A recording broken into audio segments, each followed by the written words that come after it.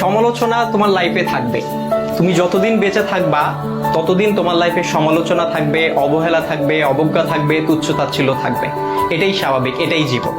তবে এই যে সমালোচনার, এই যে তুচ্ছ-তাচ্ছিল্যতা, এই যে অবজ্ঞা, এই যে অবহেলা, এই বিষয়গুলোকে খারাপ লাগার দিক হিসেবে নিলে হবে না।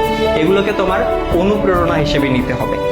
কারণ তুমি যখন এগুলোকে অনুপ্রেরণা হিসেবে নিবা, তখন এটা তোমার মধ্যে একটা জেদ তৈরি করবে। আর যেই জেদটা তোমাকে কঠোর পরিশ্রম করতে কি করবে ভাইয়া? অনুপ্রাণিত করবে। তোমার কঠোর পরিশ্রম করতে গিয়ে তোমার সব ধরনের ক্লান্তিগুলোকে দূর করে দিবে। আর যখন তুমি একবার কঠোর পরিশ্রম করতে শিখে যাবা, তখন স্যাক্রিফাইসের যে বিষয়টা, এই বিষয়টা তোমার মধ্যে অটো চলে আসবে। সুতরাং এই যে, আর সবকিছুর সাথে যদি বলো যে এই যে সমালোচনা, এই সমালোচনার পাশাপাশি জেদ, কঠোর পরিশ্রম, স্যাক্রিফাইস, আর এগুলোর সাথে যখন মেধার সংমিশ্রণ ঘটবে, তখনই তোমার স্বপ্নগুলো পূরণ হবে।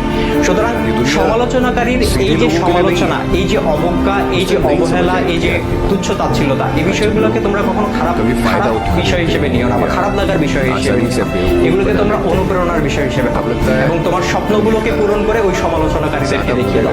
দেখা হবে বিজয়ে। ভালো থাকো সবাই।